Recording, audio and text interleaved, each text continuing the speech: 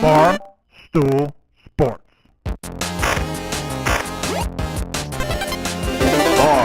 Titus, Brandon Walker, Mostly Sports.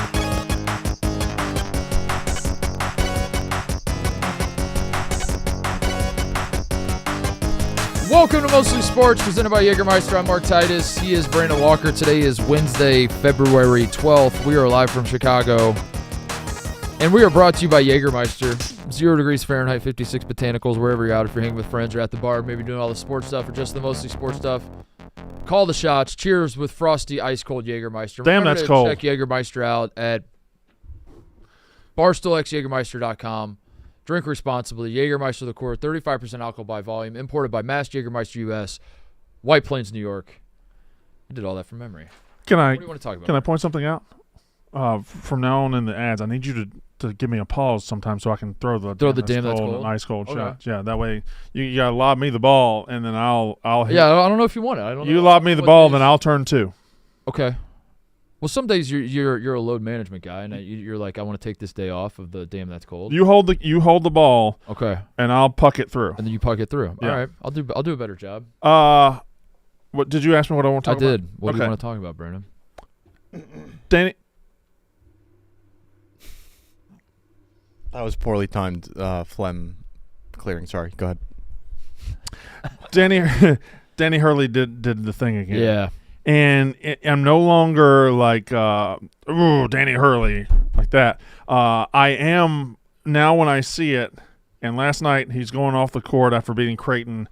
He's looking in the crowd and he's saying, bye-bye. Yeah. He's saying, bye-bye, two rings. Yeah. Which to me is fine when a player does it. Like they're 18, 19, 22 years old. When a 55-year-old coach is like, two rings, bye-bye. I don't like be a professional. But is he filling a role that is kind of a lost art in sports? There are no villains anymore. I think you're right. I think college basketball especially needs one bad. Like in the 80s and 90s, there were so many. Yeah, Tarkanian, Bobby Knight, Jerry Coach Tarkanian. K. Yes, Coach although K some of them embraced it and others didn't, but didn't mean he wasn't a villain.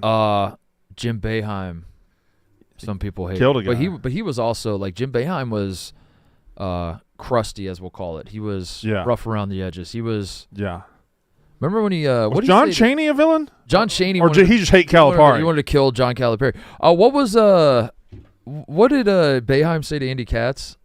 Do you remember that? When he's like, find that clip, TJ. Well, that's funny because I want you to find the John Chaney Calipari clip. Yeah, too. Is that what we're doing? Let's just watch old college basketball coaches losing their mind. Hurley is it maybe wouldn't stand out as much if it was if he was doing this in like 1992. Would it be? Yeah. You name a coach, a player, or a team that is willing to accept the villain role in today's sports. They won't do it. In social media age, they won't do it. Now, I wrote down, I had the 80s bad boy Pistons, like their whole identity was we're the bad guys. Yeah. We're we welcome it. We're going to hurt you. Yeah. The 70s Raiders, I had every 80s relief pitcher, like they were just out for your head and your blood. Yeah. And this doesn't really exist in sports anymore where somebody is willing to be, oh yeah, you need a bad guy to root against? It's me. Yeah. Because Dan Hurley is one of the best coaches in the sport, and I guess you have to call him the best coach in the sport. He's won 2 straight national titles. Yeah. But he also acts like a fucking child. I feel like maybe were the LeBron era Heat, were they like once but they didn't want to be that. They didn't want to be, but like once they got shit, they were like, all right, we'll lean into this. But I don't know that they did. They tried to be like anti-heroes more than villains. Yeah. They were always. But LeBron would put on like the black mask, and they're like, I don't know, they had like a villain feel to them, but I don't think they fully embraced it. I felt they were trying to be cool, not trying to be villains. That's a good point. They were trying to be like, oh, this stuff doesn't bother us. We're going to do the coolest shit imaginable on the court. We want to look like villains, but we want you to actually love us. I tell you what, Garnett kind of leaned into it a little bit. Yeah. But I don't know that he ever had a run on top of the sport that was dominant enough. I mean, he all-time great player. But I don't think people woke up thinking, oh, that damn Kevin Garnett. Yeah. That's a great point. I think you're right. To just like Dan Hurley is, he wouldn't take offense whatsoever to if you said you're the villain of college Right. basketball. I think He'd he be like, would "Oh, fuck, embrace I it." love it, Maggle. Yeah, I love it. 2 rings. Like That's what he wants. and Yeah. this is something that is, for all the love that you pass out in sports, it's balanced out by hate. Like hate's a very important emotion when it comes to being a fan of sports. Now, we hate programs, and we hate teams, and we hate schools, and we hate logos, but no longer do you have Tark the Shark, who's out there just building this wagon in UNLV, and he doesn't give a – he's like middle finger to the NCAA, middle finger to everybody else. Bob Knight, middle finger. Now, I was never a Bob Knight guy, but it is fun to watch sports when guys like him exist. Yeah. Did we get that clip from Boeheim? Because I don't know what he said to Andy Katz. Yeah, there we called him an idiot. I'll ask anybody's question but yours. But you're an idiot. And really a disloyal person. Why is he disloyal? that sniff was. This was the norm in college basketball, though. Yeah. And this wasn't that long ago. When was that? 2009-ish, 2011. Why did he hate Andy Katz? 2013. Yeah, this was 2013. I don't know. You never really knew with Jim Boeheim. And then he had the one on the Big East tournament where he said, that's Greg Doyle versus Jim Boeheim. We wouldn't have won 10 fucking games without Jerry McNamara. For Coach Boeheim, we have one on the aisle in the middle. Look, he's already mad.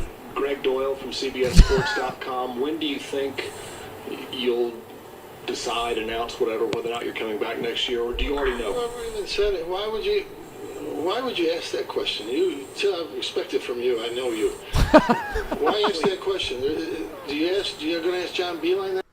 We ask 19-year-old kids the same question. They handle it better than you are. Oh, shit. You ask a 19-year-old kid if he's going to retire? Really? I didn't. If they're going to be back next year. If you're going to say something smart, at least be smart. I said be back next year. I'm on Boeheim stuff. I am too. I mean, it is a fucking crazy question to just. Are you coming back next year? Are you coming back next year? I told you I'm not going to answer that. The season just ended 5 minutes ago. Yeah. And also, how many more years did Boeheim coach after that? Like 7? I don't know when that was, but that was 2013. 13? Yeah.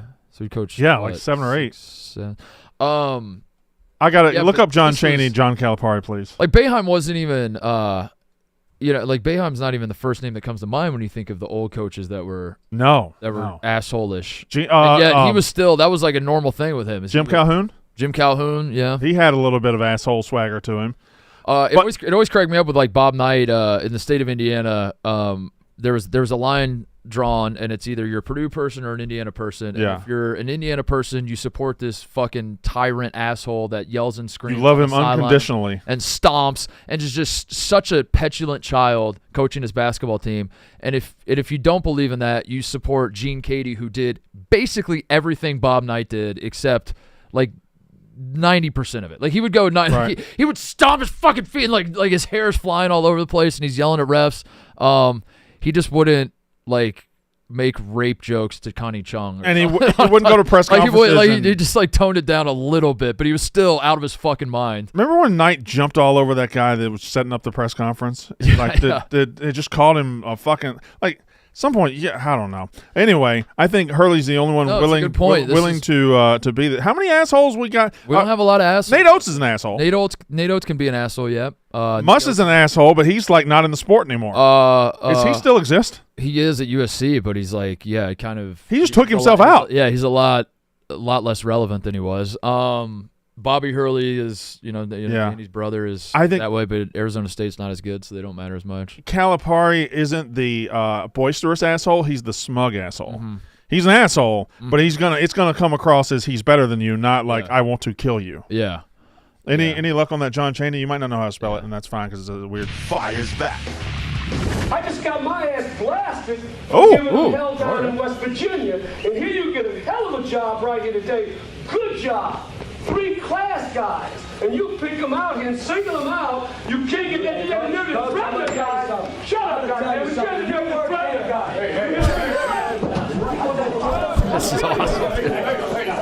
This is awesome. You remember that when I see you, I'm gonna kick your ass. Kick your ass. Come on. You got a good team, and you don't need that edge. That's why I was telling my kid to knock your kid in the mouth. Shit. Push it in the game. Smug. Yeah, man. Never cease to amaze. Smug asshole. Also, Lou Carnesecca was fiery. maybe let him kick his ass. Yeah, just let him duke it out. Let nature take its course.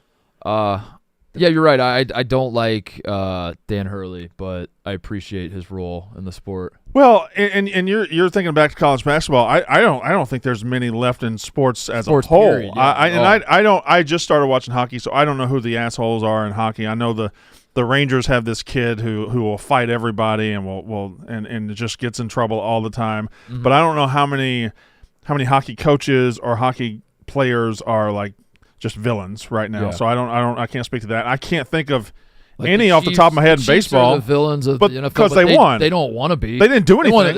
It's the exact opposite. They want to be loved badly. Right. Yeah. They've done nothing to warrant being a villain other Right. than maybe get some calls go their way, but that's not them. That's the officials. Yeah. Maybe leagues are the villains now. Commissioners are the villains. Not Adam- Rob Manfred. He's the best commissioner in sports. Adam Silver. The status quo. The establishment. The establishment. The 3-point line. That's the villain. Yeah. The square shot clock. We got to get that. Anyone thing out of against this. player gotta agency? get this. Like if you say anything that's like these guys. Yeah. Yeah. Matthew Sluka maybe made a mistake.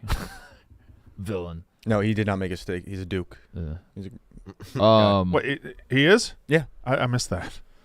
Oh, so you're the James Madison Slukes now. The Sluke. Mm-hmm. We're gonna be sick. We got to get to a JMU game this year, man. We got a live show. Our offensive coordinator might have just got poached by the Jaguars. There's a nice Chick-fil-A across the interstate from there. It's a murderer's row of fast food. It's fantastic. Yeah. Who's the college football villain? Is Kirby Smart? Well, Kirby Smart is I think he is a piece of shit, and he will absolutely. It might just be the SEC. Is it Lane? Do you think it's the SEC? Lane It's just might Kirk, be the it's Kirk SEC. Herbstreit. Kirk Herbstreit? I don't know. Kirk just gets doesn't want himself. to be the villain, dude. Kirk gets ahead of his skis, and Yeah. then he finds himself fighting from behind, and he's not good at fighting from behind. He just digs and digs and digs. He doesn't want to be the villain at all. No, not at all. In fact, he's like stunned that anybody doesn't love him. It's like it shatters him. He can't figure out why you would possibly have any sort of problem with it. Is it ESPN? Yeah. As a whole, the villain of college football because of their love for the SEC that people see? There really is no one coach right now, huh? Well, Saban was a weird one in that he was an evil dictator, but people also respected him so much they didn't hate him enough. We should have hated Saban more. Because Saban's Saban would take advantage of getting players how the old way of how they used to get it. Saban would do all these things, and Saban would be like, well, you got to do your talking on the field. I would never do this. And then if they lost 2 games, he'd do a media tour on ESPN saying, well, you should put us in because we'd be favored over those teams. And he would always do the opposite of what he said. And he was one of the first ones that, well, college football is going in a bad direction, paying these players. Meanwhile, they're just getting fucking bags of cash in Tuscaloosa. Right. Is what could have been happening. I don't know. The player parking lot was sure nice. Kiffin likes to troll a lot. I don't think he's risen to the level. He's amusing. Yeah, and I say that as somebody who wants to hate pot stir. Can we talk about him? What I sent the other night. Oh no, did I miss it? It was like 3 nights ago, so you can't go back that far. Okay. Well, can you just pull up Lane Kiffin's Twitter and scroll back? I don't know how often he's tweeted in the last couple of days. We need to talk about Lane's tweeting and what he tweeted the other night. All right. Yep. He's tweeting. He's active today, so it's going to be. I think it was 3 nights ago. So you'll just keep. Whoa, that was it. Read that. Lane Kiffin's daughter Landry slays tiny shoestring crop top standing next to dad. Is the headline of the article, and it was tweeted by Lane Kiffin himself. And he typed that out in the tweet. Lane Kiffin's daughter Landry. In a shoestring crop top. He might have just hit. Because don't these articles they have just the share button? Try right, the Twitter button, Click TJ. on, So if you just repost, it just takes the headline as the tweet. But you still have to click post twice. That's a different headline. But don't you look? They changed the headlines based on. But don't you look at what you're about to tweet? See, I thought this was evidence that he doesn't run his Twitter. That maybe his daughter's running his Twitter. But that's a weird tweet, is it not? So, Ebar, are you saying he did this accidentally? Well, no, I think what he did is he did the old guy move where it's like he's reading an article on his phone and he's like, they put these shortcuts in here for us to share it. So he just hit the Twitter button and then hit post. I didn't even hate on that. I was like, Lane, why'd you do that? I thought it was. I just thought it was a weird. No, I mean, I imagine he wants to support his daughter, but also the language used in the headline is like, sex appeal of his daughter. Let's just change change the verbiage. Change the verbiage. Proud of my girl. Yeah, something like that. But what did she actually do? She just stood. She just stood there in a crop top. Yeah, there's no. In what looks like a former Pilates studio. Okay. I don't think. But as somebody who is genetically predisposed to hate the Ole Miss coach, I don't hate Lane. I don't think he's a villain. I think I think he is. He can be amusing. And I don't hate him. Okay. So I don't think he's a villain. Do you find his shtick kind of charming? The like, I'm 45, but I still like to have fun. I'm like 25 at heart. I think he knows the value of being charming on social media. I think he knows the value of being a likable guy. So yeah, I as far as villains in college football, I think maybe refs, officials, maybe like you said, it might be just the system. Just the system, as a whole. What about the Houston Astros? Yeah. What about them? The Dodgers have taken a lot of heat off the Houston. Yeah, the Dodgers kind of have, But the Dodgers don't want to be villains, it doesn't seem like. The Dodgers want to be Yeah, I mean, they have three of the beloved. most likable superstars of the last 25 but it feels years. like you know who robbed us of college football villain? Harbaugh by leaving. Yeah, Harbaugh left. Harbaugh and all those Michigan guys scattering like coward bitches, going elsewhere, robbed us of villains in college football because they should be villains right now, but they ran away. They did run away. Yeah, they did, like bitches. Like you know who cockroaches when the like. You know who's kind of villain-esque, but he's he has a bit of an underdog story, but he's like very much leaned into it. Yeah, is Cignetti. Like no. I think that's a good point. His villain arc has started. Yeah, that's a good point. I don't know how far along, but you got to have more success or more sustained success. But it's hard to be a villain at Indiana. Yeah, but like the way he carries himself and like he's like very brash and pointed the way he talks. So like I think he rubbed people the wrong way, and it was only just like one year of the spotlight. Yeah. The point where it's like a lot of the college football fans ran to clown him after they lost because it was like a revenge on you can't. I mean, he was who talking do you think you are? I think the next step for him to go full villain is to leave Indiana. I think that's right. Stab him in the back, like when Chewbacca stabbed Luke in the heart. Yeah. With the with the lightsaber. Yeah. That was crazy. I feel like that's what Cignetti has to do to fully, and then Chewbacca turned into Darth. You remember? He stabbed Luke, and then he that was his final, and then his final form was Darth Vader. After that, that's what Cignetti has to do to Indiana. It's like just as soon as Indiana fans are fully bought in on everything, he's like, not only is he leaving, I'm leaving you for like Arkansas. I'm leaving you for like a. No, I think he takes the Michigan job or something. I think it has to be a bigger job. It has to be the bigger job. I feel like it does. Like Michigan's going to fire Sharon Moore soon because he sucks. I think Cignetti taking the Michigan job, or if they had gotten fired the Ohio State job in the same conference, a bigger job in the same conference is the ultimate villain move. Because I think that in that scenario, and some part of the Indiana fans would be like, I sort of understand. Okay. If you do like a lateral-ish move, if he goes. So I mean, Arkansas was a good one. Like if he go Maryland. Yeah, if he goes to Maryland, they'd be like, what the fuck, dude? Right. Yeah. Okay. You stabbed us in the back from Maryland? He's like, yeah, I did, because I'm Chewbacca. But now they have a much more villainy at their disposal. If he were to leave Indiana and go to Maryland, he'd take every single player. All of his players, yeah. And that's how you become – because JMU was so thankful for what he did for them. JMU is such a little bitch, such a little nothing school, such an absolute pile of dog shit that when he left there and stole all their players, they're like, thank you, take some more. They just rolled over like a bunch of little dogs. Thoughts? You think you'd show a little more appreciation for the president and the guy that authored the document that gives you the opportunity to say dumb shit like that? John Hancock? James Madison? He wrote the goddamn motherfucking Constitution. Did he even go there? Short King? Right. Short King. Dude, he went to James Madison. Why do you think it's called James Madison? Well, I mean, my high school didn't become Brandon Walker after I left. That's kind of a look at me move to call it James Madison, by the way. Like Thomas Jefferson founded Virginia. It's just called Virginia. Yeah. It also was but here goes George Mason and James Madison just naming shit after themselves. Oral Roberts. George Washington University. George Mason's home in Virginia is known as what? It's a historic site. The Palestra. The Gunston Hall. We used to have a mascot called Gunston. Was a green fuzzy monster. Hold on. You're weeing George Mason? I attended George Mason, and I grew up going to games, so I went to James. By the way, you just went to shout out my. He claims every school named Shout after out, a guy. shout out my Patriots. By the way, we're 12-1 in the Atlantic 10. Who? Best start we've this ever George had in Mason? conference play. George Mason or Yeah, They just don't know the Ebo lore. yeah. I mean, shout out Cam Long, John Vaughn, Ryan Pearson, Mike Morrison. What's the none of these? Baller and Campbell, Will Thomas, Jai Lewis. Baller and Campbell still in college?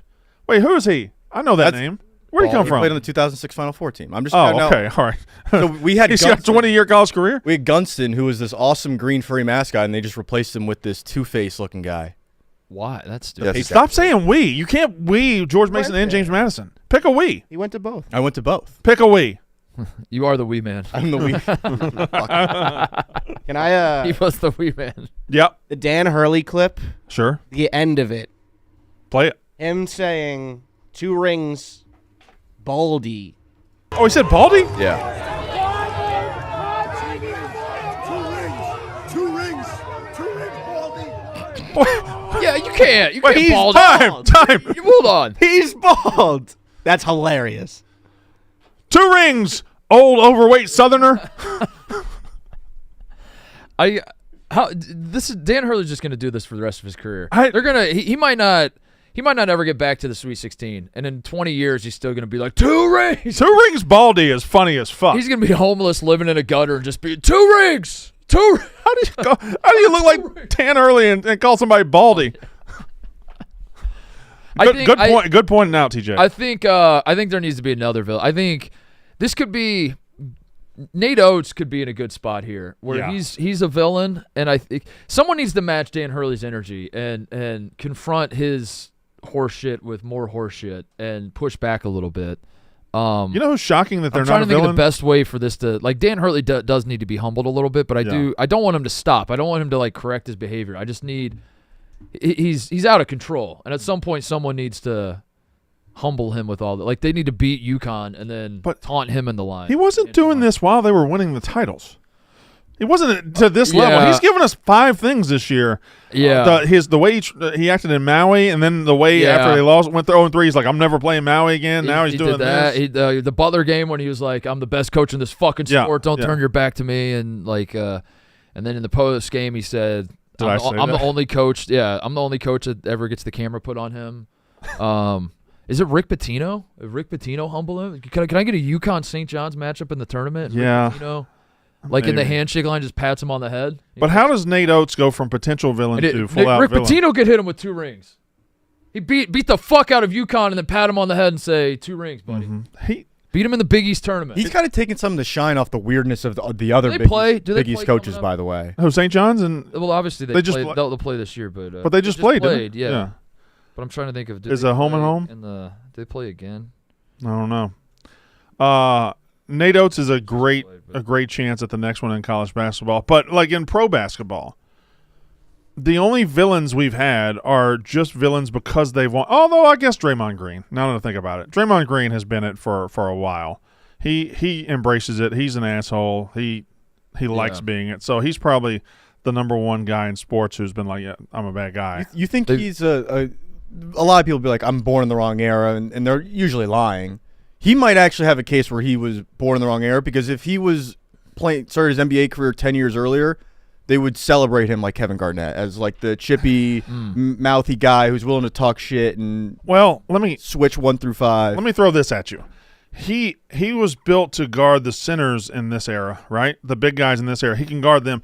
I don't know if he's guarding those back to the basket fucking bruisers. His skills are in the right 80s. era. His personality and temperament is in the wrong era. Right. Yeah. His willingness to get dirty is in the wrong era, but his skills are in the absolute. He can bully these power forwards and centers. I don't think he's bullying the guys from the 80s and 90s. Draymond, the personality temperament part suffers from the deluge of information we have now, that we have just constant access to quotes and clips and things go viral and all that.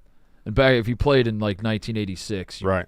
it would just be all we would have is stories from the old graying players on like tapes, and they'd be like, let me tell you something. Draymond did it in Washington one time. The way people talk about like, oh, I got a Kobe story. It's like I have a Draymond story. And it's like the most outrageous. Yeah, we don't need Draymond stories. We've seen all of it. And they would tell the story 20 years after the fact, so they're not that heated about it, and to them it would be funny at this point, and they'd have a little smile as they tell it, and then you, the viewer, would see that, and it would be almost endearing. You're like, yeah, listen to this. So one time in practice, this dude Jordan Poole, he just fucking like Draymond had enough, man. It was wild. He just goes whomp, and I'm over there like, God damn, and and you're listening to this player recount this story, and you're like, that's pretty funny. But then we all saw the clip and we're like, that's not funny. Yeah, that's bad actually. Yeah. You shouldn't do that. Draymond. Well, I mean, they absolutely do that about Michael. Oh, that's right. Yeah, they do that. Like, this guy was so competitive, he punched Steve Kerr in practice. No, he was a fucking bully asshole. Yeah, they used his stardom to absolutely bully people. But St. John's plays UConn again on February 23rd. They did they obviously did just play, but that was they're the two best teams in the Big East. I feel like this now someone needs to put in Rick Pitino's ear that you got to humble Dan Hurley. By the time St. John's plays UConn, St. John's may have basically clinched the conference. So Dan Hurley's walking around peacocking like I run shit. Listen, man. So what if they're gonna be playing in the Garden? You love Rick Pitino. What if he beats Dan Hurley in the handshake line? It clinches the Big East. He pats him on the head and he says, 2 rings, bitch. You love Rick Pitino, right? I One of your favorites. Fucking love him. I love Rick. I've always loved Rick Pitino. Nobody has to tell Rick Pitino to humble Dan Hurley. Like that's probably driving Rick Pitino to work every day. That's true. Now I don't know if he's going to pat him on the head and say 2 rings, but if there's a coach alive that would do it, he would do it. I just think we need the next. We should fly in Spurrier to do it. Spurrier. We just need the next iteration of Dan Hurley. He can't just keep going unchecked like this. Yeah. Like the story. That's right. There's nobody to check him. He's got to get checked, and then that doesn't mean he goes away. It just means that there's now a new wrinkle moving forward where like he's got an adversary other than just because right now his adversary is just the world, and I want him to be hyper focused on a rivalry with like one person or one entity. And right now he's just fucking in a bar, just like he's just drunk, man, throwing fists at everybody. The funny thing is, I don't think the world is hating on Dan Hurley. The world is just existing, and whenever he loses or whenever something happens to him, he just lashes out at the world. Yeah. He's like goading the world into it. I think the reason you're noticing it more this year is because UConn isn't as good, and so I think Dan Hurley probably has a perceived sense of the haters are coming out of the woodwork. Yeah. Because people will watch UConn lose games in a way they haven't, and they'll say, people like me will say, I don't think this team is as good as the last 2 teams he's had. And Dan Hurley hears that and says, fucking haters everywhere. They're everywhere. So then when he wins a game, he just there's he has to do it. Like, suck my fucking 2 rings, bitch. Baldy. 2 rings, Baldy. Can I ask a college basketball question really quick about the Big East? Me or which one? I'd like to ask Titus and then Brandon. Okay. All right. Is it in a healthy spot, the Big East? Like, because obviously the Big East that I grew up on was just like the greatest college basketball conference in the history of sports. Yeah. Now where is it? Like, are there true title contenders in the Big East? Like, do you look at St. John's and you're like, they could make a run in March this and win year it? not as much, but the conferences, I mean, I don't know how you can say it's not healthy when UConn just won 2 in a row. Right. But I think the biggest problem with the Big East right now, the Big East people will tell you, is the inclusion of your Butlers and your Creightons, and to a lesser extent your Marquettes, who have historically been good programs and they have good teams. Butler's fallen off a little bit, but I think the problem is like you introduce these Midwest fan bases and it doesn't mesh well with the Big East ethos, we'll say. The idea of just like being brash assholes at the Big East tournament and everybody's yelling at each other. Yeah. And Villanova fans and Villanova versus UConn in the Big East tournament is just a fucking scene. And now all of a sudden you have like Xavier and Creighton fans that are like, good ball game, and like, nice to meet you guys. Wow, you have a well coached ball club over, and I think that's kind of messing with the aura of the Big East. Well, as long as they still have Pitt and Syracuse and Louisville, they'll be fine. Yeah, exactly. But I think the Big East. I think college football dominating college sports is actually good for the Big East because like there needs to be a pocket of a conference that's just like we're pumping everything we have into basketball, like a counterbalance. Yeah, a counterbalance a little bit. And it's like that strengthens the conference where they're not necessarily the best conference, but they are the one conference where like every fan cares more about basketball than football, and there's no other conference where that's the case really. I'm curious if we'll get a correction where, like you said, the Syracuse and the Pitts of the world maybe have like buyer's remorse on the ACC, where they're like, the ACC is starting to crumble to an extent in terms of being the lowest power conference. Like, maybe we do get those OG Big East days back, but like they're basketball only members. That'd be awesome. That would be awesome, dude. Basketball only conferences. I do feel like that could happen with. I don't see why I couldn't. Football, like not just basketball, but it would be more football only conferences. I think that like the conference. I think football's eventually going to break off and do its own thing. Yeah, like the West Coast Big Ten schools would be like, this is fucking stupid that we're sending our water polo team across the country. Yeah. Why don't we just football's we'll stay in the football, but exist in its own world. Yeah. And then a basketball uprising could happen. Yeah. And basketball fixes the things that football broke in the first place. One more college basketball thing. Or you wanted to do it? I'll have one more college basketball thing. It's probably the same thing. It is. I'll let you do. It's the same thing. So it's the same thing. I'll let you do. Well, I needed to also do this disclaimer. I want to talk about one more college basketball thing, but that's it because college basketball is stupid, and anybody who gets emotionally invested can go fuck themselves. Yeah. It hurts so much. Yeah. The big dude goes down 30 seconds in, and I was like, Mississippi State has to win this. Yeah. You have to win this. We were up. Did you see how it happened?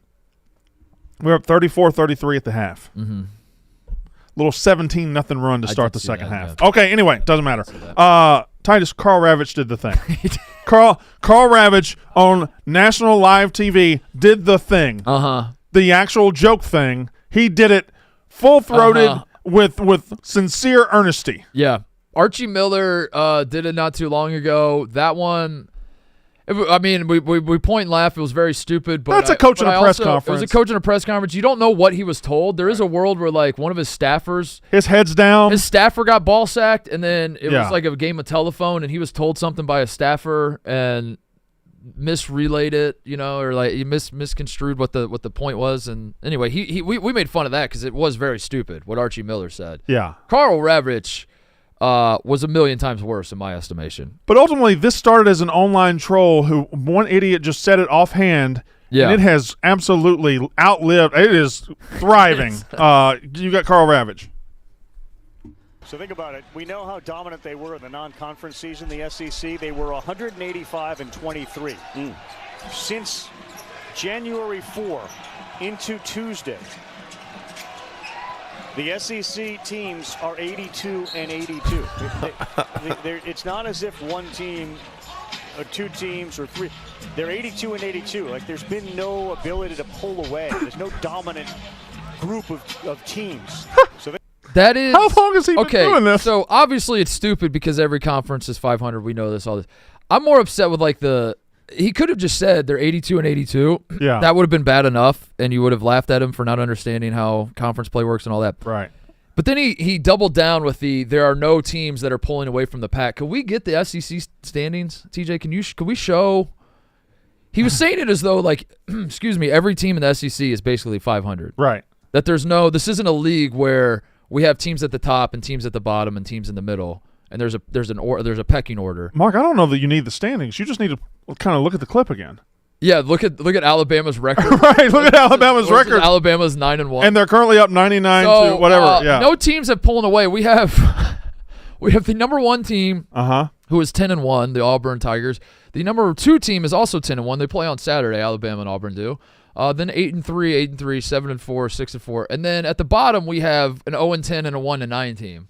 And Carl Ravitch was trying to present this information as though every team in the SEC kind of as good as every other team. Yeah. It's not like one or two teams are dominating. This league's back and forth, man. Pay no mind to the 2 teams that are the top 2 teams in the country and have only lost one game apiece. One of which he's watching. One of which is in front of him.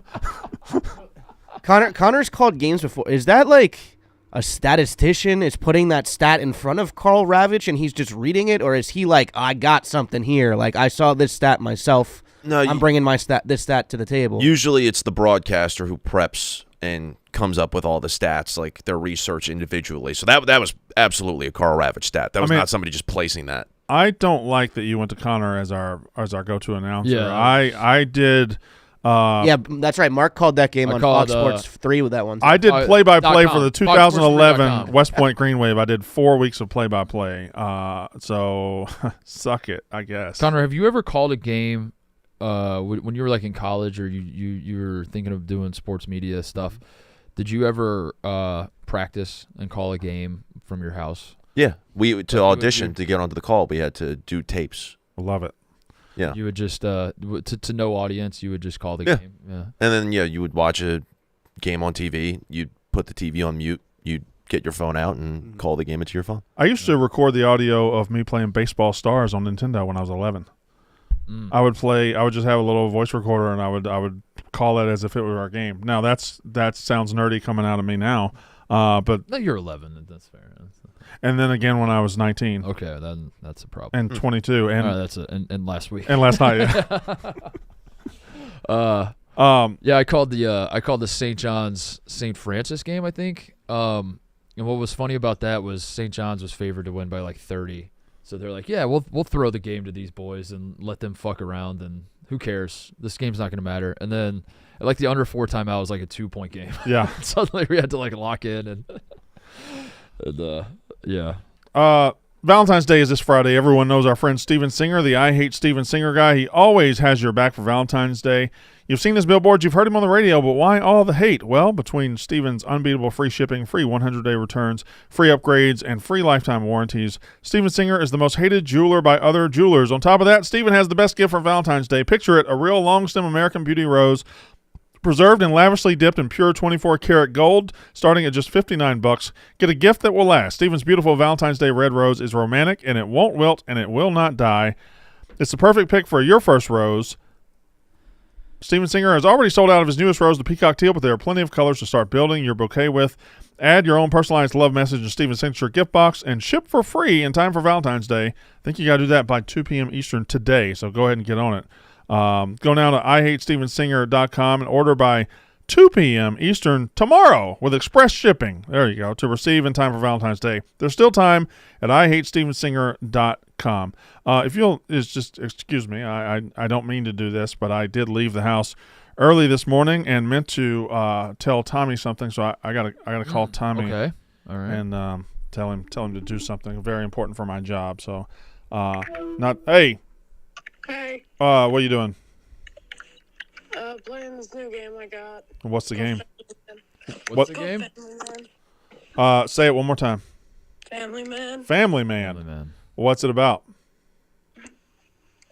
You're in debt with the mafia and you're trying to save your family by doing various jobs around town. Are you killing people? No. Are you killing people? No. What are the jobs, Tommy? What are the jobs? Hunting and gathering junk, paying bills. All right, don't go upstairs. Where are you? Right here. Show me the outside. Is it snowing yet? Oh, wow. It is? Jesus. It's snowing? Yeah, a lot. A lot? I need you to go to my ledge over there in my man cave and get about 3 starting lineup figures, my little men. I want you to go outside, put them on a concrete. Yeah, you can use the the terrace on the back patio. Why don't you go put them out there? That way I can measure the snow with my starting lineup, man. I forgot to do it this morning, okay? All right. And then send me a picture when you do it. Send me a picture close up of them standing and brush off a spot there, and then send me a picture of them standing there, okay? All right. All right. You good? Yeah. All right, bye. One of my favorite things about the Walker household is you can just call your kid and tell him to do that, and there's really no questions. He's like, "Oh yeah, Dad, I know, I get it. Yeah, exactly. Put the starting lineup outside on the patio, right? For the snow. Yeah, no questions. I could have I explained it for you guys. I could have just said, "Go do the snow test," and he would have understood. What? This is the game he's playing. Right. Family Man. All right. There's just no way you're not killing somebody here. The guy has a knife in the picture. This seems quite soothing. Is this in the Minecraft universe? Whoa! Kill animals? How did... Wait, is he going to kill him? First of all, a place where you can feel safe. Looking for something to do? Then why not visit the local theater? Relax at the coffee shop or get a bite to eat at the diner. Should he be playing this? Here in Riverport, there are It seems many fine, exciting right? job Did opportunities. yeah, we but I understand feel like how it's important it is to It provide devolves for into your murder family. pretty quickly. Yeah, And yeah. there's nothing more important than family. Uh-oh. Yeah. I feel like they're overstating the kitschiness of idyllic it. nature Visit of this Riverport town. now. Yeah, there's so much murder in that game. So have video games, like I know that the technical capabilities of graphics are way better than what are being demonstrated in this game, but it feels like they went like hyper realistic, and then now Minecraft did it. They're like scaling it back. Minecraft and Roblox. I think Minecraft and Roblox and to some extent Fortnite kind of changed the model of what video game. Like when we were growing up, video games like the Call of Duty games came out every year, and they were $60 or $70 a year, and you kind of had an expectation of what you were getting every year. Now it's like you got to put a game out as fast as possible. Like it's you got to kind of race to get the game out. So I think it's kind of like sacrificing.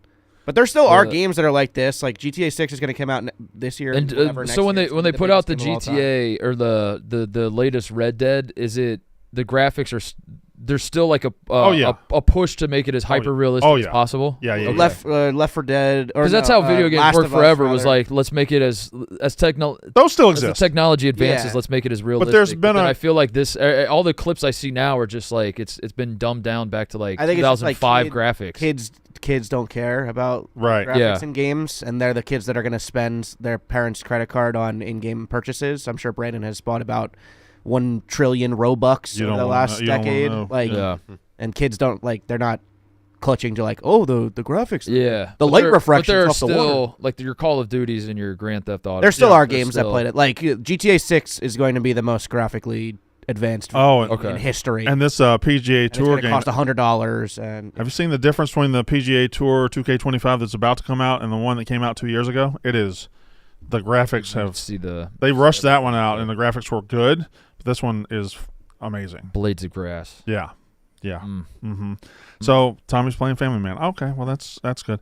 Connor, I hold in my hand. Yeah. Holding my hand. 2K23. Okay. Yeah. So that's Pebble Beach. 2K25. Look at that. Whoa. That's 2 years. Do it again. 2K23. Whoa. Look at the water. And I didn't even notice. 2K25. I didn't even notice in 2K23 that it wasn't good. Right. That's the thing about video game graphics. Is you think it's the best thing you could see, and then they come out with it look more like real life than real life. Do you think there'll be a point where it's too realistic for you, TJ? I don't like realism in video games. Sports video games are too realistic. Now the graphics can get better, but to play MLB The Show now, to be good at it, you have to work counts. Correct. Yeah. You have to play sports like you have to know. And I think that I'm playing a video game. Kind of defeats the purpose. Yeah. I'm not trying to play Baseball Simulator. I want to play a game. Video game. Like I want my favorite video game, like sports video games, are like Slugfest, The Bigs, like Backyard Baseball. Even I don't like Simulator. Yeah, if I wanted it to be difficult, I would try to make the majors myself. Yeah. My favorite sports games are like SSX Tricky, NBA Street, the games where it's like you're playing a non-realistic version of what you know. Tony Hawk, where you can hold a manual. You can do whatever. For 8 minutes. I want to break the boundaries. I'm not playing a game. If I wanted to do that, I'd just go outside and throw a baseball around. I'll just say this right now. I still play PGA 2K23 today, and I started with it on easy mode, and today, 2 years later, it is still on easy mode because what I want to do is sit down and dominate a video game. I've won for 8 straight PGA Tour seasons. I've won every tournament. Yeah, every golf game, I'm trying to shoot like a 45 in a round of golf. I shot a 57 the other day, and I'm like, this feels good. I enjoy this. And I think that there's room for both, but I feel like a lot of sports games specifically, it's just like you have to be really fucking good at sports games to be really good at sports games. Also, can I say something? I don't give a shit about online play. Yeah. If I buy Madden or if I buy NCAA, I want to do a franchise or a dynasty myself. Yeah. That I recruit players, that I remember, that I can just run the score up. I don't care to go play, Knuckle Fart 59, who's in Cleveland, and that's all he does. I want to play the computer every single time. I do too. Yeah. That's all I want to do. I want to play by myself. We talked about that, yeah, and I feel like that's the younger. They just want to play online. They don't understand the computer's your enemy. Yes. Not your fellow man. No. It's the computer. Beat the computer. Yeah. I mean, if you want to play me, you can come over to the house. and we'll play. I won't enjoy it as much. Yeah. But I actually last year when college came out, I called my buddy that I used to play with, my old college roommate, because we used to play NCAA all night until the morning. And I called him and I said, "Do you have PS5?" And he said, "Nah, kids and everything." And I said, "All right, what's your Venmo?" I bought him a PlayStation. I sent it to him. I bought him a game. I sent it to him. Said, "All right," and we just never got around to playing it. You never played online.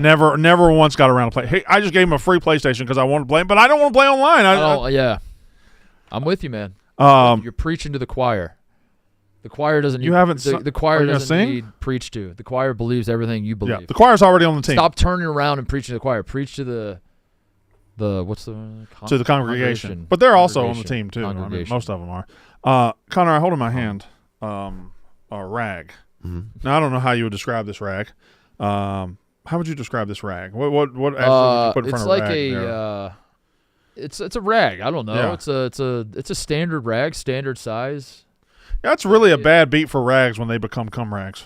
Because a rag can have any kind of life. It could be a bath rag. It could be anything. And some just become cum rag. That's awful. How do you think socks feel? True. Yeah. Well, they're already used to feet. I don't think cum's that – well, it comes worse. To Connor, wank over me, XO, Bonnie Blue. Correct. You've worked for her for a couple of months now, cleaning up the jizz around her exploits. Is this all she thinks of you? I don't know.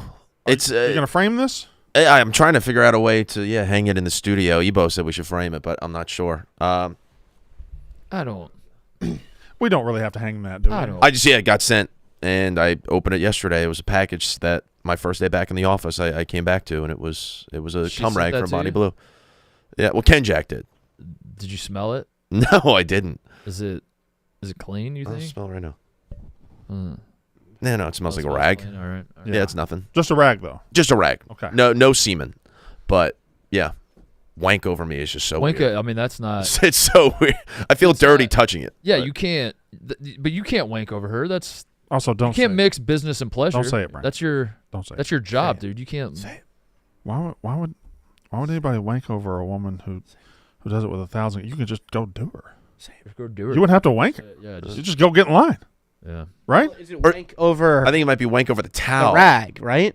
No, I think it wank over me. It says wank over me, right? Me as in the rag. I think me as in Bonnie Blue. Is the rag talking to us or is Bonnie talking? We got to call up Bonnie. I think it's Bonnie saying wank over me. I don't think the rag is saying, hey, wank over me. Wouldn't it say wank on me? I think it's her saying, she's British. I think it's her saying, here's a rag, wank over it. No, she's saying, here's a rag, wank over me. Over me. Into the rag? Yeah, think about me while coming into this rag I've sent you. This is all gross. This is the whole thing is gross. I'll say it. All of it is fucking gross. disgusting. I don't like any. I don't either. I don't even like talking. I'm out. I'm out. But I will say I'm curious to see what her next act is. Where does she go from here? You were the one that introduced her to the show by being her jizz janitor. I didn't ask for it. Where does fucking Ken jacked? She's gonna start a podcast. Ken jacked. You know who else I've seen enough of, and sometimes the internet just can't let something be, and we can't just let it sit and move on. This Montoya guy.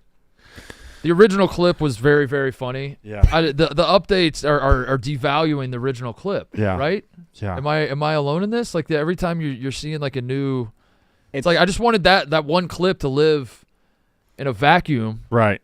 And I want to know nothing else about anything. Yeah. It was perfect. It was succinct. It's like you're adding sequels to a franchise that doesn't need them. Yeah. We're at Shrek the Third right now. Have you seen the underwater blowjob? Yeah. But now it's not only Montoya, it's everybody else on the show that's also getting embarrassed. I guess like the initial shock factor isn't there anymore. Once you've seen a woman get her butt bongoed and fucking bongo, did she how hard she got fucked? And that's what I'm saying. And then she gets fucked, and then like you've kind of. I don't know. I can't believe. And then you got the shot of him running on the beach, and he's right. Like it was all perfect. Ripping the shirt off. It was a off. very succinct story. And then now we're adding extra. Go ahead, Bram. If you're in a, I don't know if the underwater blowjob got the desired effect. You're in a pool. I don't know. I don't really. I can't say I've ever had somebody scuba dive on my penis. So I don't know if that would be great. That's all. Wouldn't she die? Huh? Like how? I don't think she stayed down that long. David Blaine. It was like one of those things where you create an air pocket. Yeah. What, what ruined it for me is I saw a tweet yesterday that some like beauty account or something tweeted out that they're still together. Like they leaked that they're still together after this show ends. So they end up together. You convince her there's air in your dick. Yeah. How does Sandy Cheeks do it with SpongeBob? Tree dome. Wait a second. Dome. They've never had sex, have they? I thought they were friends. Oh. Is her last name Cheeks? Yeah, Sandy Cheeks. She's fucking Larry the Lobster. She's fucking Larry. How does she suck him? I think they go into her house is like air, right? Yeah. But then she lives in a tree dome. Does Larry need water? Lobsters don't need to be. You might have wet like a window of opportunity. How's he get his dick in that helmet and the helmet stays closed? The helmet stays dry. Yeah, so she can breathe the air. How'd she get down there in the first place? Have we ever discovered that? Texas. What? I think she's a science experiment of some sort. She's like in an astronaut suit, right? Yeah. Yeah. I don't know the lore of SpongeBob. I don't either. I don't either. I love SpongeBob. I was slightly too old to like fully dive in. I would watch episodes here and there, but it wasn't like a core memory for me. My sister was like 3 when SpongeBob was popping off. Problem is that she just wanted to watch Rugrats. Yeah. And I didn't want to watch Rugrats. I want to watch SpongeBob. Yep, go. It says here that Sandy Cheeks received a grant to research physics, engineering, marine biology, and several That's other not what fields she's underwater. doing down there. This was explained in the episode Chimps Ahoy, if that was an episode. She's just fucking off down there, fucking Larry the Lobster. She ain't doing research. Yeah, she's not really locked in on her job. She's getting a little sidetracked. What is I know SpongeBob works at Krusty Krab. Krusty Krab. Squidward works there with him. Mm-hmm. Where does Patrick work? I think he just fucks off. Is that his name, Patrick? Yeah, Patrick Starr. Yeah. Star. I think he gets government assistance. Yeah. You know what I'm saying? I think he's, I see. Yeah. He's the Mincy of this group. Yeah. Okay. Yeah. He won like a class action lawsuit or something for spilling coffee on himself. Mr. Krabs being voiced by the bad not warden. The bad guy in Shawshank is the craziest warden, yeah. voicing ever. Not the warden. It's not the warden? It's not the warden. It's the other guy. It's Byron Hadley. I don't know. Oh, who's the warden is the warden. Byron Hadley. He was the bad. Oh, the guard. The guard. Bad guard. Yeah. Bad guard. Yeah. The lead guard. But him doing that and then voicing Mr. Krabs is crazy. Yeah. Connor, you were telling me that you're practicing a voice to debut on SpongeBob. I was not. Would you like to do that now? Or? Yeah. I did not say that. Well, I mean, it's out there now. I know you're trying to keep it a secret, but it's out there now. So go ahead. Is it a full character or just a voice? You said you have a perfect voice that would fit into the SpongeBob universe, and one day you want to debut it on the show, and that was like 6 weeks ago. No better day than today. I felt like maybe since now we're talking about it, you could bust it out now. Aye, SpongeBob. Why is he Australian? I don't know, dude. I don't have a voice. You're not good at voice acting. I put on the spot. I believe you could go into voice acting. I absolutely could. Yeah. You put some heart into it. If I had to leave this company, it would. Oh, okay. It would probably all right. be to Listen do to that. me right now. If I get a Carl Ham cartoon in production, will you voice him? Yeah, of course. You want to be Carl? Or I could be. You're my Carl. What do you think Carl sounds like? I don't know. Connor, you want to be Carl Ham or not? Give me some fucking time to get into the character. You know, this is not what actors do. Mark, you know. Yeah, I do know. You have to get all right, Connor. Context. You're you have to get a actor? script. Carl Ham comes home and his wife hasn't cleaned up enough, and he goes, Diva. "It's a pigsty in here. Give me that." He's absolutely just he's at his wit's end, but he's a plain guy. He doesn't get too big, too small. I'm gonna have to see a check first. He's holding out. It's a pigsty. I'm gonna have to see a check It's first. a pigsty in here. I don't know if Connor, you could do the. I'll Venmo you $25 right now. Maybe 50. You remember the homeless guy? It was in Columbus, Ohio. He got stopped at some car stops and radio records him. Yeah. And then he did like Kraft mac and cheese commercials. Mm-hmm. He had a name that was famous. Like he had the same like he was named Keanu Reeves or something. Ted Williams. Yeah. See, I couldn't remember what his name was, but I just remembered he shared a name with somebody way more famous. Connor, I feel like you're in the same vein as that guy, just the nice, deep, golden. Somewhat. Check your Venmo. You can get the this could be you. I think this guy went on to call games for like the Nets or something. He got an NBA job. His handwritten sign says he has the God-given gift of a great voice. Hey, I'm going to make you work for your dollar. Say something with that great radio voice. When you're listening to nothing but the best of oldies, you're listening to Magic 98.9. Thank you so much. God bless. That's an awesome voice. Connor, do that. I would have given that guy every dollar I had. Is that the first viral video? Like that's up there. It's one of the first, dude. It's early, but I don't think it's one of the first. What is the first viral video you remember? Charlie bit my finger. Double Rainbow? Double Rainbow? Charlie bit my finger. Numa? Chocolate Rain. Chocolate Rain? Chocolate Rain might be. Chocolate Rain is up there. Yeah. I think it's Evolution of Dance. Evolution that's of a Dance good one. is up there. You're listening to 98.9. What do you think of the oldies? Yeah, that's good. 98. Like, did he end up on the Today Blood. Show? Remember that? Blood. Oh, he could do that voice. No problem. Give me the Ted Williams, not the guy with the frozen head. This guy. What was he up to? Find that out. Find out what Frozen find out head where he went after that video. All the places he went, and then where is he now? Oh, he's got a Wikipedia page? His name's Ted Fred. Ted Fred. 67 years old. Ted Williams. He's still kicking. Born Got 9 kids. late night over a decade in radio. Williams was dismissed for alcoholism and drug abuse. Oh, so he actually was in radio. Yeah. And then his life took a turn for the worst, and nonprofit. Is there a happy ending, please? I don't think it's over. Is there? Well, not the end of his life. I just mean like You're his. for governor? Oh, he's crazy. All right. On a reality show. But there's no. Yeah, there's no. He's. Looks all his voiceover work was right when that happened. 2011, 2012. Yeah. All right. You've just Kraft macaroni and cheese. Carl Ham just had to work 2 hours overtime.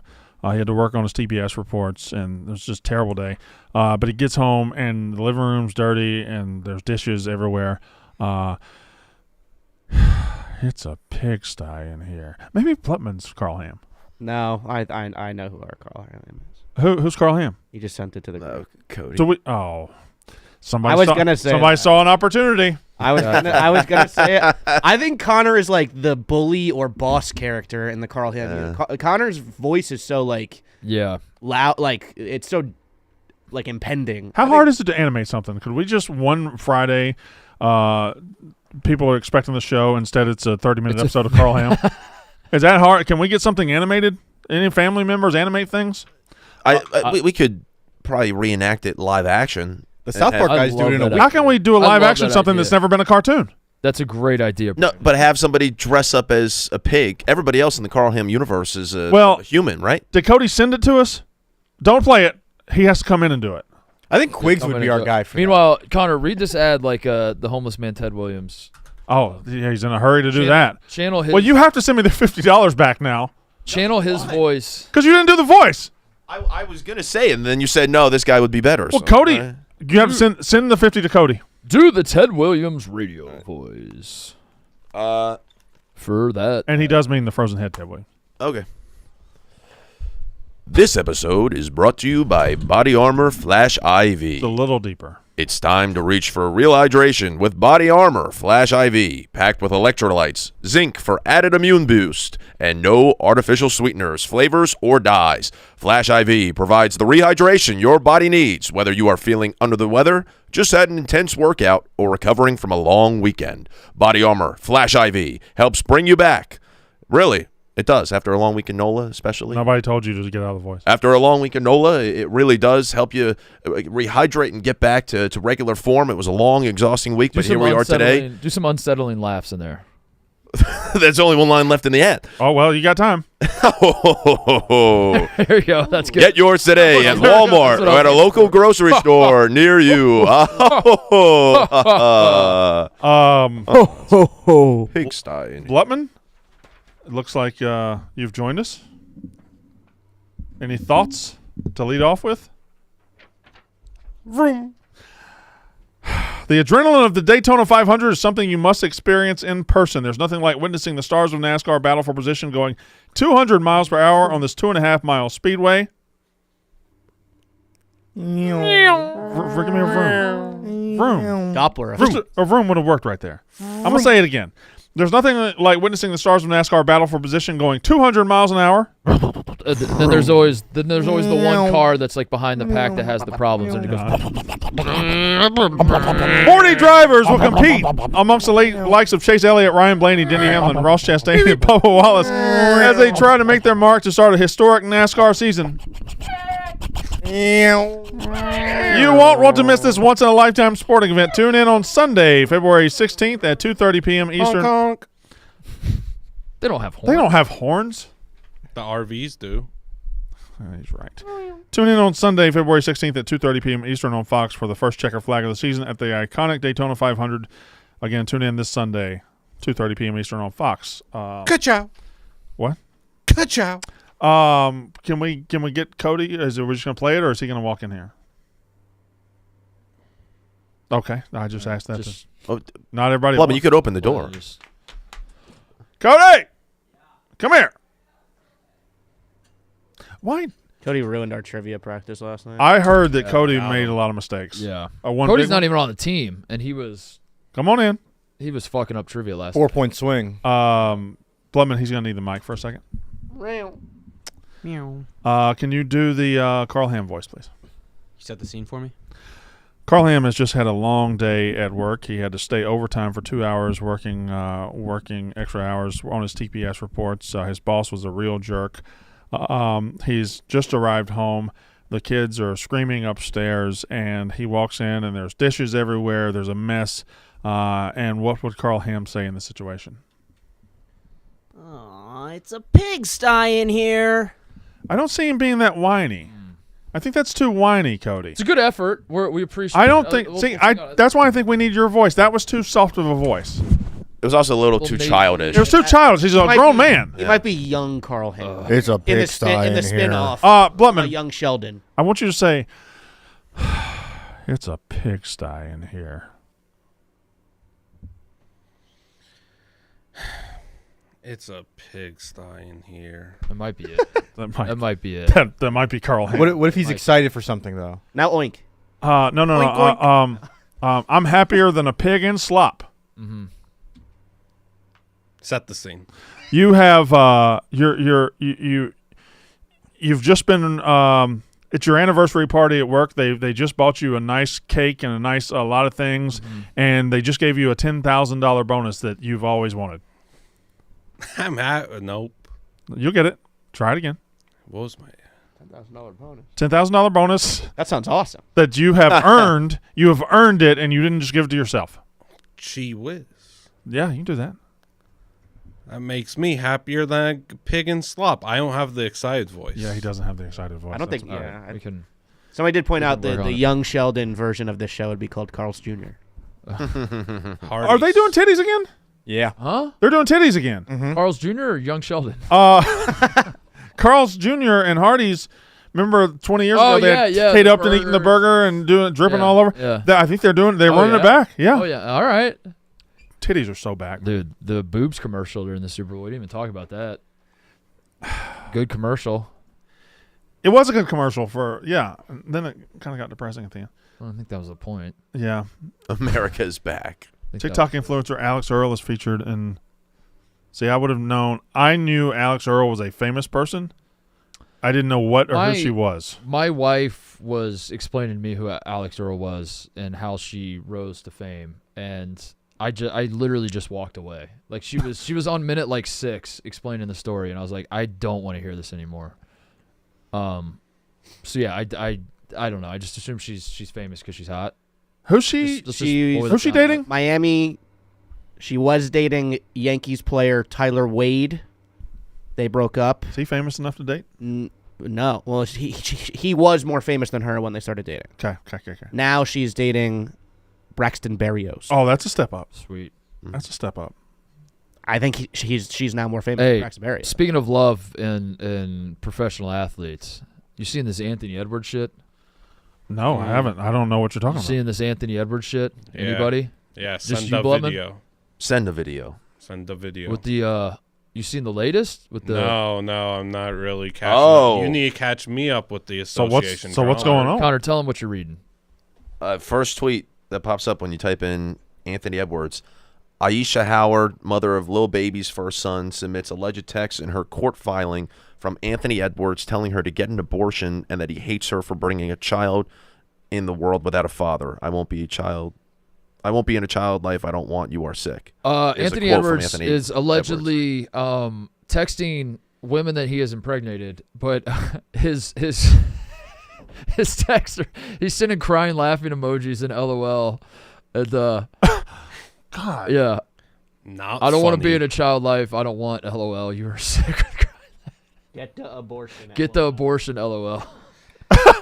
he sent a text that says, "Get the abortion." LOL. In what world would LOL need to be in that sentence? Yeah. OMG, 4 crying, laughing emojis. Bye. What did I'm not trying to celebrate this woman's distress or anything. What did she say back? I can't read all that. Get an abortion, LOL. I don't need hush money. My intentions aren't to blackmail you in any way. I'm being upfront and honest. I'm not getting an abortion. It's not an option. I can keep you updated through the process, or I can disappear until the baby's here. It's on you. Either way, I'm done getting back and forward because you still think it's a joke. Okay, so that woman's OMG standing bye. on business, as they say. Yeah. OMG, bye. Anthony, do you hate me? And then he said he's, which I believe should be yes. And then because you're bringing a child in the world that's going to be without a father. I think I hate Anthony Edwards. Yeah, this is not a good look for Anthony Edwards. Might be the twice new villain. That's happened. Yeah, it's twice. Yeah. Fuck him. Send the video is that's a. What did he say? What was send the video? That was the original one where he was trying to get the girl, I believe, to send a video of her taking the Plan B. Oh God! Now send the video. Anthony Edwards, bad fella. However, Jesus, he could make a lot of money if he offered himself to be hired to reply for people to text that they don't want to text back. Like John sends bad news. Have you seen those videos? No. It's a service where you can pay this guy John to call somebody that you have bad news for, and he gives the bad news on your behalf. So then, like that, yes. Except Anthony Edwards is texting back all these people the bads. He can make a lot of dollars with that. Who's that cheering? They agree. What's that noise? They agree. There's a bunch of cheering outside.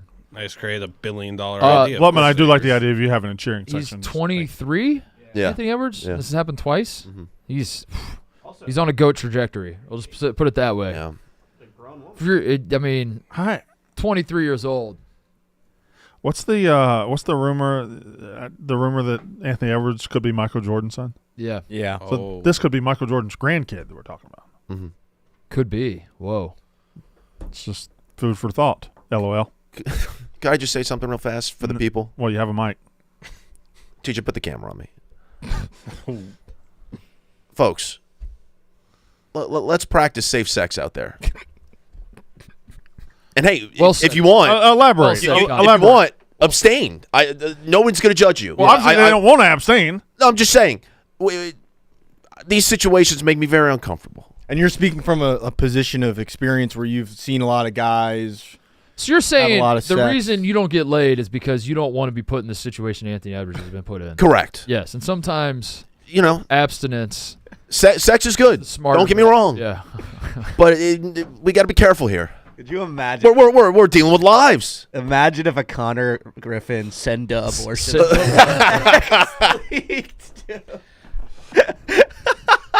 Send to abortion. Get to abortion. Oh man. Connor, no. Motherfucking. Do we have another power? Another motherfucking abortion. Do we have the power to get a Connor Griffin, Anthony Edwards one-on-one sit-down where Connor teaches Anthony Edwards safe sex? This is a great almost certainly we have. We don't even need Anthony Edwards here. I think Connor, you can make a PSA Yes, video. you need to shoot a safe sex PSA. I already did on the show. I cut one on the show. No. Send like it to with the graphics. NBA. The NBA can play it at the rookie symposium. You're teaching all the rookies how to handle their business. It would have popped off during the bubble. I just sex coordinator. He's just like Herm Edwards is like don't hit send, and Connor's like don't have sex. There was Guys, listen. Take it from me. This pasty, lanky white dude. Hi, I'm Connor Griffin. And I don't have sex. And that's okay. I remember going to like AAU basketball tournaments, and they always had a video of Gus Johnson leading you through like the NCAA eligibility like, requirements and everything. Like, I would be that for the NBA. I won't. Safe sex. I also want Gus Johnson doing the safe sex video. Boys, I like vagina. The condom. Put it on. I like vagina as much as you do, but we don't have to. We don't have to dive in. Would you do it like that, or would you be? Hey, I get it. But I understand. I've been there. This would be my approach, and I feel like I'm a parent talking about this. You know, sex is great. I don't think we're having enough sex as a country. The numbers are crazy. The numbers of people having sex is going down. Yes, so we need to have more sex. Who's no, it's very alarming. Numbers. You should be having more sex, but we should be doing it safely. Safer, yeah. And if you want to abstain, hey, no judgment, brother. If you don't want to have sex or if you can't get laid, that's okay. But Connor, the video we should starts. We should try to do it safely. You walk into frame with a 6-pack. You set it on the table. You take your chair. You spin it around backwards, like AC Slater, and you sit down. Maybe you turn your hat backwards. Yeah. Go. So check it out. What's up, bro? So listen. So check it out. I like pussy. I do. But here's the deal, fellas. We gotta be safer out there. Yeah, right. Yeah. True. TJ, I don't know if we want to go into the sex statistics. Marriage rates are also going down too. Marriage and sex numbers are going down drastically. Why is that? You think? I don't know, but it's a troubling sign for the. You think the youths are staring at their phones too much, not getting out there and porn addiction, shooting shots? Yeah, I mean, porn has. According to recent studies, young men, in particularly those in the 18 to 34 age range, are reporting having significantly less sex than previous generations. Oh, that's weird. Are you in that 18 to 34 range? No. Me either. Hey, legacy secure. Yeah, looks like the desk is getting plenty of pussy over here. Our 18 to 34. We kept the stats up. Our run, dude. We did what we could. When we came through, we had to pass it off to the younger generation. You guys are. What are y'all doing with it? Yeah, computers, social media. People are just becoming way more awkward when it comes to courtship and it's pretty hard to get more awkward than I was, but I'm still laying it down. But I think everybody for the most part wanted to get out and do stuff and meet, and now these days it's like, oh yeah, we really don't want to do it. I did a full paper on it one day because of goddamn social media and OnlyFans. Goddamn social media. I wrote like an 8-page. Report on why people are having less sex. I'm Connor Griffin. I get it. Yeah, I do. Also, there used to be a time where the hottest girl in your homeroom was probably the hottest girl in town, and probably the hottest girl you're going to see ever.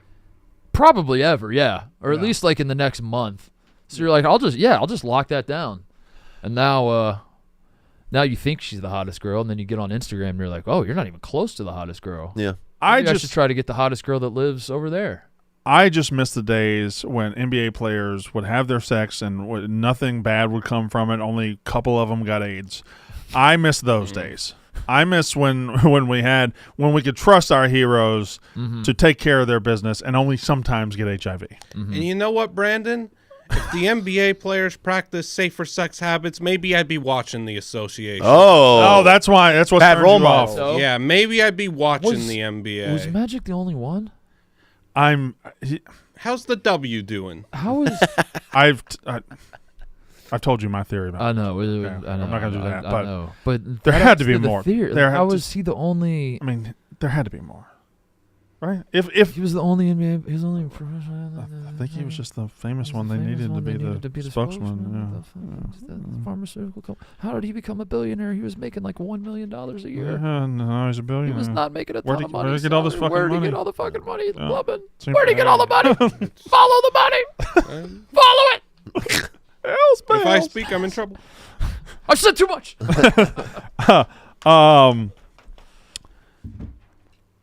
Ebo, you were about to say something, Connor? I was going to propose. I wanted to ask about your Twitter and what the fuck was going on yesterday. I was crashing out because my team lost a game.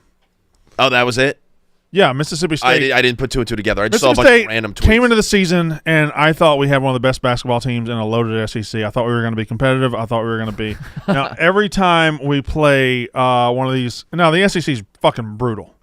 And every time we play in Alabama or in Auburn or Florida, we get beat. But last night we were leading we got beat by Alabama in heartbreaking fashion, Kentucky in heartbreaking fashion. Last night we led Florida 34-33 at the break, and they just beat our fucking ass. And last night was the night of the season where I just realized it ain't happening. The stars aligned for you guys too. It ain't happening. Florida was down, guys. It ain't happening for us. Coming off a big win. And I've realized, I don't know if it's because of me, because of my good stroke of luck 5 years ago when Dave hired me, and my good run since then. But outside of the college baseball national championship that we had in 2021, Mississippi State has done nothing to make me happy in like 5 years. Like there's never every college team makes we just lost, we went to 2 straight national titles, should have won the second one. We choked and we lost the coach. We let the coach get away. And now he's at Texas. But anyway, there's been no counterbalance to all the misery I've had. Every college fans team makes them sad at some point, but they are balanced by highs, and we haven't had any highs. But the baseball won a national that doesn't matter to you. In person in baseball. Would you trade the one baseball national championship for an SEC football championship, but not a national? It's hard to say I'd trade the one we got because listen, Mississippi State fans love baseball more than they love anything, and it's the only school in the country that probably loves baseball more than anything else. Who's that? That's that you? That's me. Yeah. That's you? Yeah, that's me. You can't tell. I look a little older and fatter there. But going forward, now that we have a national title, if you said you can win the national title in baseball this year, or you can play for the SEC championship football, I would say play for the SEC championship football. Mm-hmm. You said we can win the national title in baseball or make the Sweet 16. I would say let's make the Sweet 16. I think I would trade Ohio State's football national championship for a lifetime of guaranteed NCAA tournament appearances. That's a fair trade. Well, it's hard to trade a football national title for anything. Not for me. I want to go to the NCAA tournament every year. Every year. You don't want to have any. By far the most important thing to me. Okay. All right. Yeah.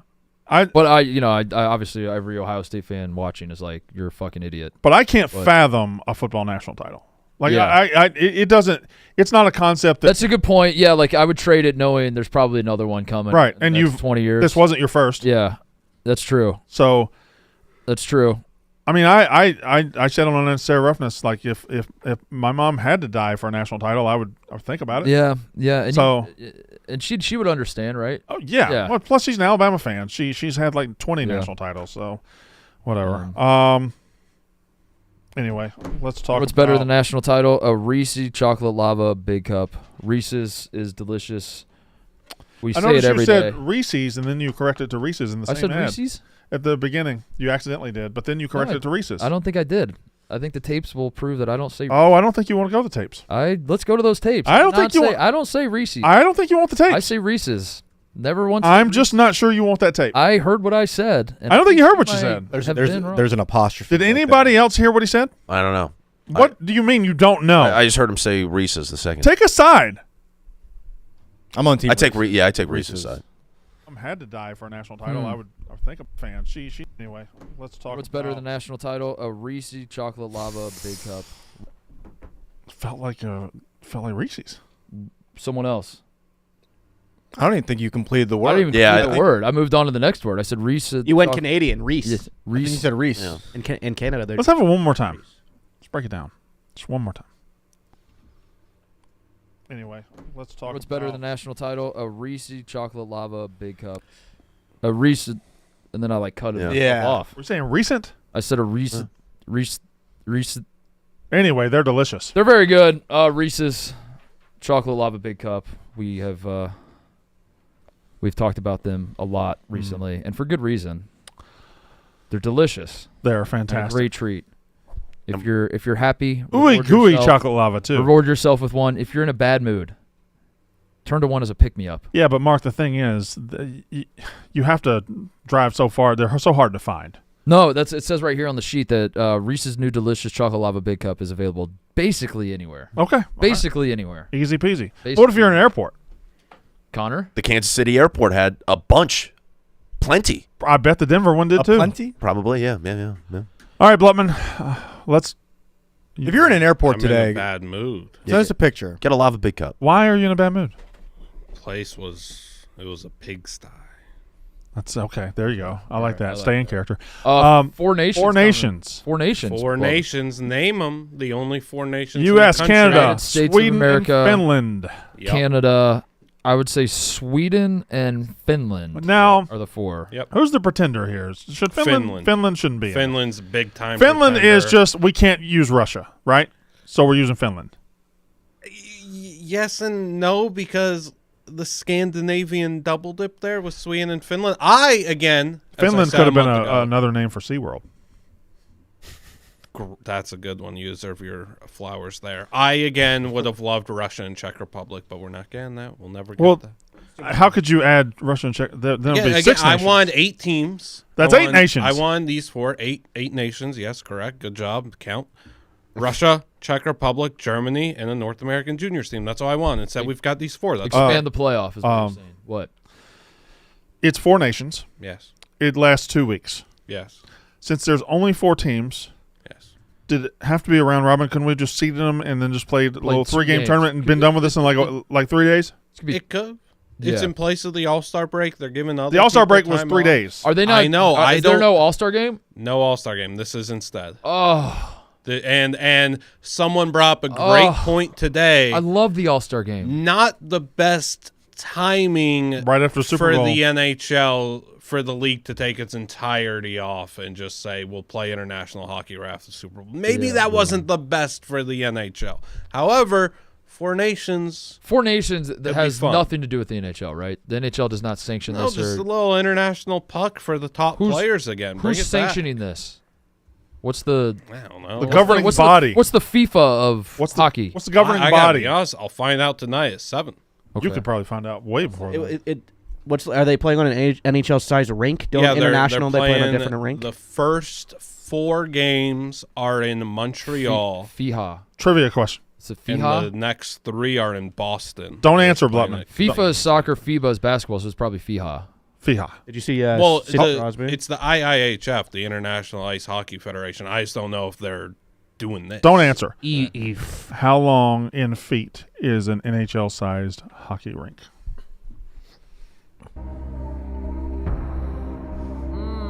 Nobody on the couch Google it, because you will also have a turn if he. Now we're going not goal to goal. We are going glass to glass. Glass to glass. Yep.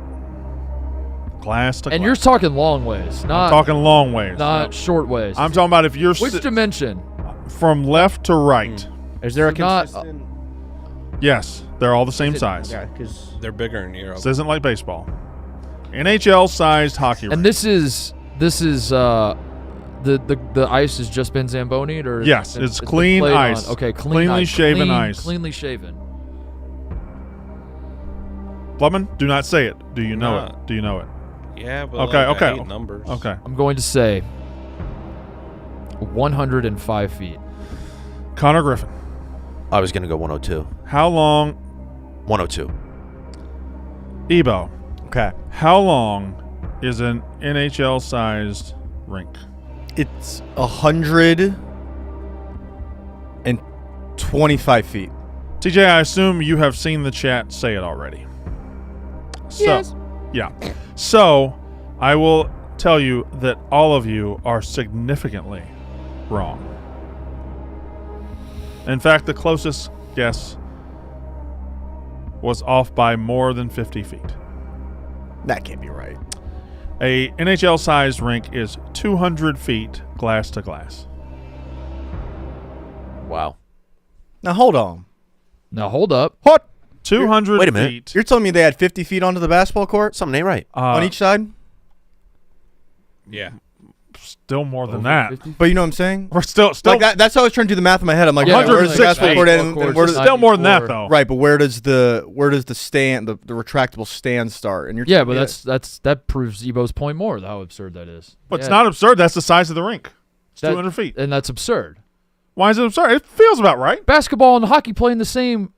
Yeah. Yeah. And they don't play the same type of game. One of them's on skates. Right. Right. But the They're playing in the is same footprint. And basketball is 94 feet, and but hockey's 200. That's fucking basketball has floor seats and whatnot to make it look And hockey just... Yeah, I mean, when you know the answer, you know the answer. We're saying the intuition. I would have been closer than you guys. I thought it was like 180. Hockey ends like right here. I'll leave my mouse on it. Uh-huh. Well, hockey, we see where hockey ends because that's hockey. But I'll leave my mouse on it because when it goes away and they bring out the basketball court, then you'll be able to see. Oh, I see. Smaller okay. it is. All right. So there's the cursor. Oh, my God. Wow, look at that. The people are sitting on the hockey. They bring in that many rows? Wow. So, yeah, that's pretty crazy. It's always been crazy to me how they transform it. They do it so fast. Yeah, too. so fast. They've had They do it so many times. Especially MSG, I think, has had like Knicks games in the afternoon and then hockey at night, or maybe vice versa. I believe they've done a triple header before, where they've had done something at night after. You think that'd be a fun job? How long you think that would be fun or interesting? Which part of the job? Like being part of the crew that changes shit out. I think it might suck. Yeah, probably. I think it might really fucking suck. I think it'd be fun. I could do it. No, I could do it for a week. Like TJ said, triple header. If you're at Staples and you've got to do Kings, Clippers, Lakers. Well, the Clippers now have their own building. Back in the day, Brandon. What, is he hollering? I think that'd be a fun job. Really? If you got to stick around for the games. Just you're just throwing some I don't know. As far as like blue collar work goes, it's like not the worst, and you probably get a lot of overtime hours too. It feels like mowing the lawn, except higher stakes and more fun.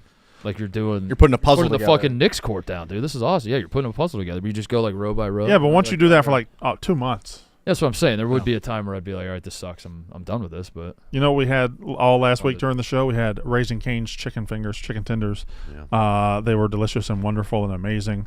It is chicken fingers. We had to have some box combos for the big game on Sunday.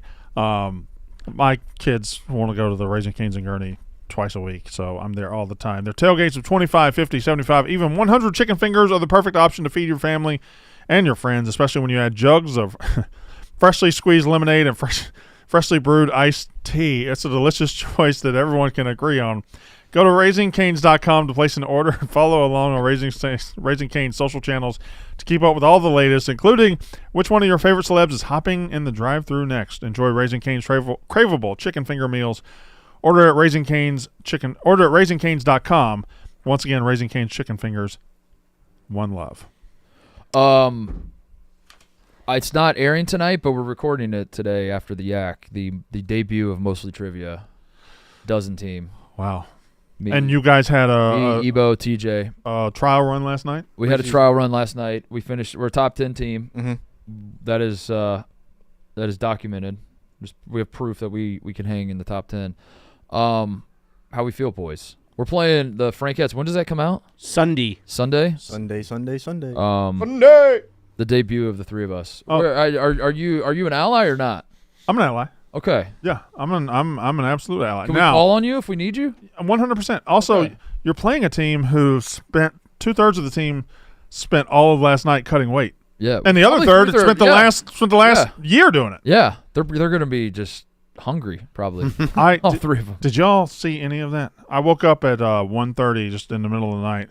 And I checked in on it, and they said next weigh in at 2:00, and I just sat there like enraptured by what was happening in front of me. Yeah, it was kind of scary. And it's terrifying. Yeah. Scary? They made weight at 2:00. Were you here the whole time? No, I left at like 11, but it wasn't scary. I saw Delirious Tate pull out a hacksaw to cut off his foot. He was Right. saying I had to turn it off. Yeah. I was like, that's a bridge too far. It was good visuals for KB because he just looked fucking jacked when he was oiling up at the bit. It was like, oh my god! Like I know Kyle's fucking jacked, but he was fucking jacked. This was KB. This was to KB what the free throw stream was to me. Yeah. Where it's like this isn't fun, but also it's my I'm time. Sorry, this is my time to What he shine. A little knows. bit. This is why I'm here. This is very familiar. There was a hilarious moment where he was like talking to Lucas, and he was like, "Yo, Lucas, can you play this song?" And he called out a royalty-free like YouTube audio library song, and he played, and it was like the most like non-copyright free. He was like, "This is my favorite song." And he was just jamming out, running in laps around the court.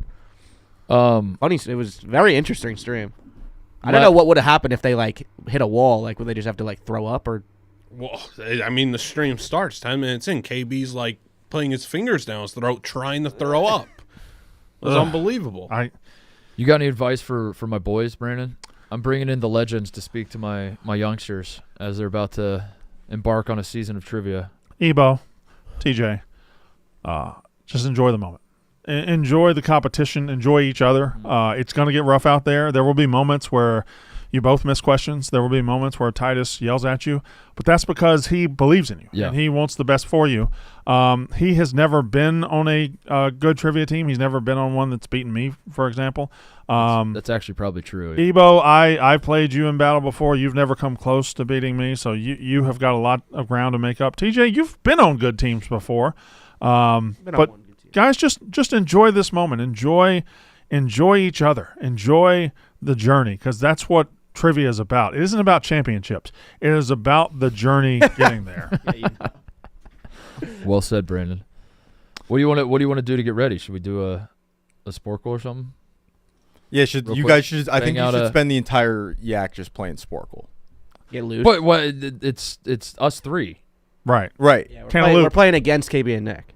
Flip Fantasia. So we're gonna get him. We want KB and Nick to not be thinking trivia. Mm-hmm. Yeah. Okay, so I guess we're not. We'll just practice. Blubman, name some players, and we'll try and see if we can get their college team. Ask us a question, Blubman. Ask us a trivia question. What college did Eduardo Nahara play at? Ebo. Edward Orange? Is that what you said? Naranja? Oklahoma Sooners at Brandon. Let's go. 1-0 Where Titus. did Sincere McCormick play college football? UC Irvine. No. Damn. UNLV. No. God, you're starting with the right letter. Well, did they final answer UCF. that? No. UTSA. Sorry. I'm going to draw a celebrity mashup. You tell me. No, go. Tell me the two Do celebrities. John Hamm. Also, we do have a two-way guy, right? Is that That's what I've heard about you. Yeah. Connor's our two-way. Connor, we have Connor on a two-way contract. That trivia last night was hard. Yeah, bar trivia is. It was not our bar trivia can either be way too hard or way too easy. How many points did you guys get? 91. Worse than us. Top team got like 132. 132. We had a good teamwork moment when we worked out Jennifer Love Hewitt in the final round. Yeah. I said, "Who's that really hot chick that talks to ghosts?" And Titus goes, "Jennifer Love Hewitt." Was the Ebo? Was this? I thought it was Whoopi Goldberg. Harder this time. Much harder. It was all Valentine's Day themed for some reason. You guys But like Right. some of it just wasn't. time. Like German All right. chocolate cake was. Ebo and TJ. Celebrity mashup. Who are the two celebrities matched up in this photo? That is what's a honeydew from the Muppets? Mm-hmm. Is that the inside? Mm-hmm. Okay. Is that Weird Al Yankovic on the outside? God damn it! My Yeah, you ready? There we go. All right, that's the show. We'll be back tomorrow. See you guys then. That's how ball is done. I thought that was Wendy's and Where the Wild Things Are.